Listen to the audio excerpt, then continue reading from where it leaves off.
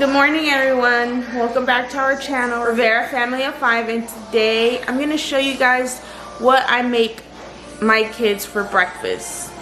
Today is Saturday. I'm going to make a small feast for them just because, you know, they've been going to school for the past week and a half, and I feel like they deserve a good, nice breakfast this morning. So I feel like making them something special, something yummy. So let's get started. I'm gonna use some eggs, some hash brown patties, some hickory smoked bacon, and I'm gonna make them some sausage patties as well, or some sausages.